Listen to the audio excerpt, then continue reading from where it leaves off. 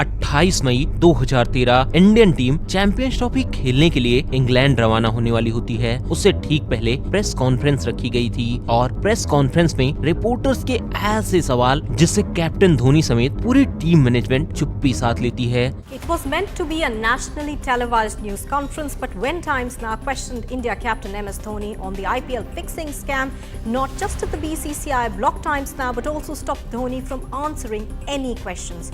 With Dhoni happily silent on cricket's biggest ever scam, is the captain of the Indian team only answerable to CSK owners and not to a billion fans? ये सवाल था इस press conference से चंद रोज पहले हुए उस IPL spot fixing scandal से जुड़ा, जिसने इंडियन क्रिकेट पे ऐसी कालिख पोती थी कि जिसके बाद हर क्रिकेट फैन क्रिकेट को अ गेम ऑफ फिक्सिंग समझने लगा था। वर्ल्ड क्रिकेट इंडियन क्रिकेटर्स को मैच फिक्सर्स की नजरों से देखने लगा था। इस स्कैंडल ने इंडियन क्रिकेट की साख दांव पर लगा दी थी। यहाँ तक कि अब भारतीय फैंस भी इंडियन प्लेयर्स को शक के नजरिए से देखने लग चुके थे। अब इन सारे सवालों के जवाब देने का और इंडियन क्रिकेट को फिर से रिवाइव करने का एक ही रास्ता था, वो था चैंपियंस ट्रॉफी। लेकिन चैंपियंस ट्रॉफी में भी इस स्कैंडल का भूत इंडियन कैप्टन एंड टीम का पीछा नहीं छोड़ रहा था। इंग्लैंड में भी उनसे लगातार इस बारे में सवाल करे जा रहे थे। यहाँ तक कि ICC इस चैंपियंस ट्रॉफी में इंडियन प्लेयर पर इतना स्ट्रिक्ट थी कि वो हर इंडियन प्लेयर्स के फोन टैप करा रही थी, उनके हर मूवमेंट को कैप्चर करा रही थी। लेकिन इन सब के बावजूद Indian captain and team management बिल्कुल चुप थे, क्योंकि यहाँ बातों से जवाब देना भारी पड़ सकता था। और अब शुरू होती है चैंपियंस ट्रॉफी।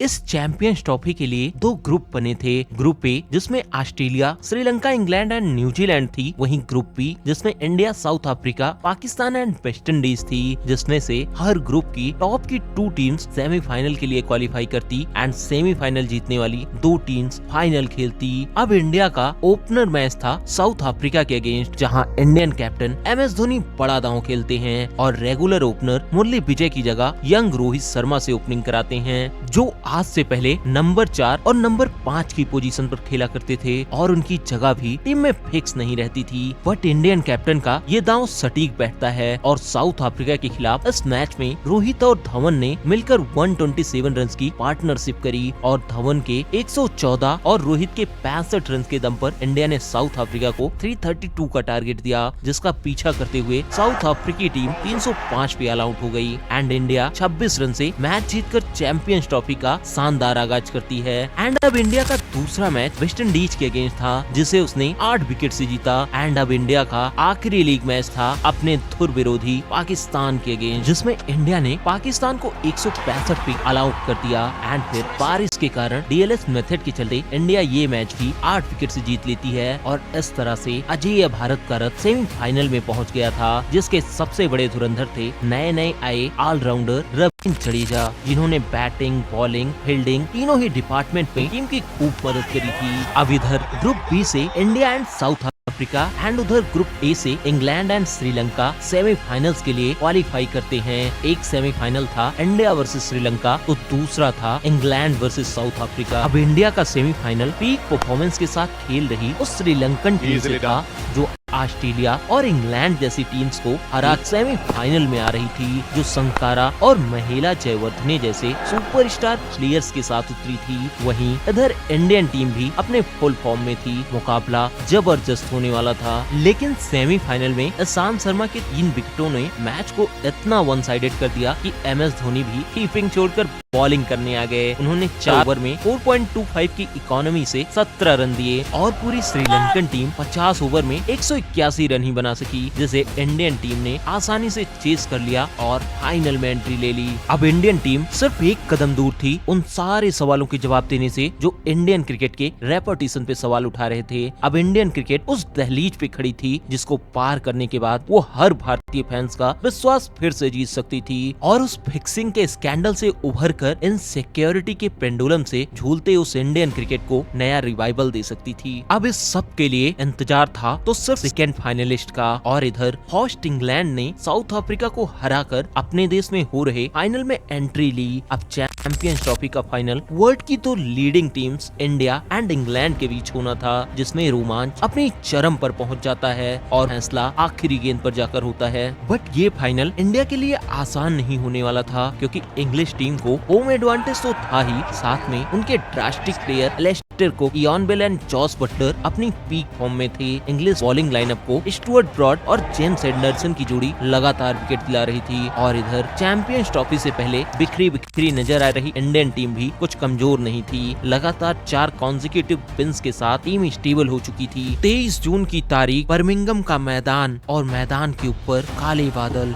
जो मैच से ठीक पहले बरसना शुरू कर देते हैं। मैच के लिए कोई रिजर्व डे नहीं था, इसलिए आसार लग रहे थे कि हो सकता है दोनों टीम्स को ज्वाइंट विनर बनना पड़े, लेकिन शाम होते होते बादल छटने लगे और समय की पाबंदी को देखते हुए 50 ओवर के मैच को 20 ओवर का कर दिया गया। मींस एक T20 गेम की तरह, जिसका एडवांटेज ऑब्वियसली इंग्लैंड को होना था, क्योंकि उनके पास T20 के इंटेंट से खेलने वाले प्लेयर ज्यादा थे, वही इंडिया के पास डिफेंसिव अप्रोच वाले प्लेयर ज्यादा थे। और इसी बीच इंग्लिश कैप्टन टॉस भी जीत जाते हैं और ओवरकास्ट कंडीशंस का फायदा उठाने के लिए पहले बॉलिंग चुनते हैं। मींस इंडिया मैच शुरू होने से पहले ही बैकफुट पे आ गई थी, एंड जब मैच शुरू हुआ तो इंडियन ओपनर रोहित शर्मा और धवन पहले ओवर से ही इंग्लिश बॉलर की घूमती गेंदों के सामने बेबस नजर आ रहे थे। और इसी बीच चौथे ओवर में स्टुअर्ट ब्रॉड की एक घूमती गेंद रोहित शर्मा को पवेलियन वापस भेज देती है। वहीं धवन इसके बाद कुछ अच्छी हिट्स मारते हैं और 24 गेंदों में 31 रन बनाकर वो भी आउट हो जाते हैं। अब 11 ओवर हो चुका था। इंडिया का स्कोर 64 पे 2 था,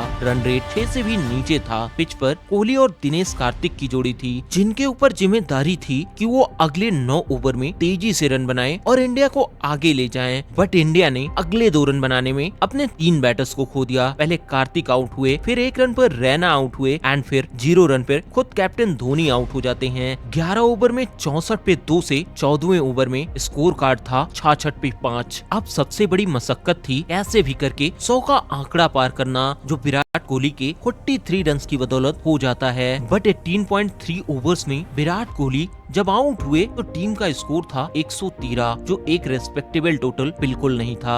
बट फिर सर रवींद्र जडेजा के कुछ बेहतरीन शॉट्स की बदौलत इंडिया ने 129 रन बनाए और इंग्लिश टीम को 130 रन का एक रेस्पेक्टेबल टोटल चेस करने को दिया।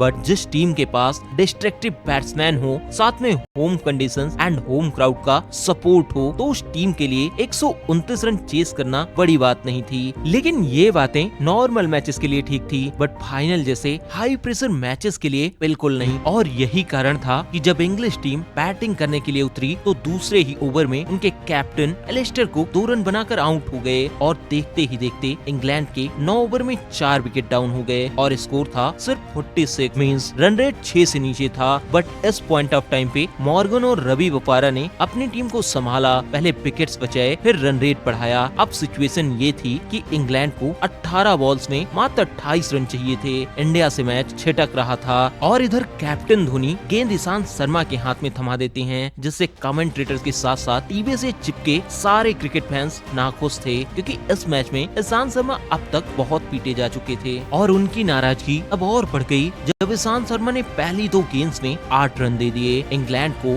16 बॉल्स में अब मात्र 20 रन चाहिए थे। मैच इंग्लैंड की मुट्ठी में था। अब आता है कहानी में ट्विस्ट। ईशांत ने अपनी अगली 2 गेंद पर मॉर्गन और बोपारा दोनों सेट प्लेयर्स को आउट कर दिया, और उसकी अगली 2 गेंद्स में सिर्फ 1 रन देकर अच्छा ओवर निकाल दिया। अब 2 ओवर में इंग्लैंड को चाहिए थे 19 रन। उमेश और भुवनेश्वर के ओवर बचे थे। सबको उम्मीद थी कि 1 ओवर भुवनेश्वर 1 उमेश फेंकेंगे, बट यहीं धोनी अलग गेम खेल जाते हैं और 19वें ओवर के लिए गेंद जडेजा के हाथ में थमा देते हैं। जडेजा भी कैप्टन के भरोसे पे खरे उतरते हैं और 19वें ओवर में सिर्फ 4 रन देते हैं। और अब था मैच का निर्णायक आखिरी ओवर। इंग्लैंड को रन चाहिए थे 15। उम्मीद थी कि भुवनेश्वर या उमेश में से किसी फास्ट बॉलर को गेंद मिलेगी, बट धोनी ने यहाँ एक बार फिर सबको चौंकाते हुए गेंद अश्विन के हाथ में थमा दी। अब सारा दारोमदार अश्विन के हाथ में था। पहली गेंद डॉट होती है, लेकिन अगली 4 गेंद पर 9 रन आ जाते हैं। अब थी चैंपियंस ट्रॉफी 2013 की आखिरी गेंद, और अब भी ये डिसाइड नहीं हो सका था कि चैंपियन कौन होगा।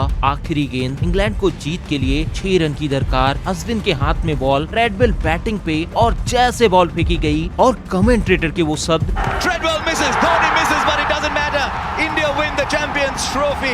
ये वर्ड्स एकदम गूज़बम्प देने वाले थे और इतिहास रचते हुए धोनी ब्रिगेड ने 11 साल बाद इंडिया को चैंपियंस ट्रॉफी जिता दी थी। और अब जाके धोनी ने आईपीएल स्कैंडल पर अपनी चुप्पी तोड़ी, साथ में इंडियन टीम पर सवाल उठा रहे लोगों को मुंह तोड़ जवाब दिया और भारत आते ही इंडियन फैंस का ये जमावड़ा चीख चीख कर इंडियन क्रिकेट के नए सूर्योदय की गवाही दे रहा था। So thank you.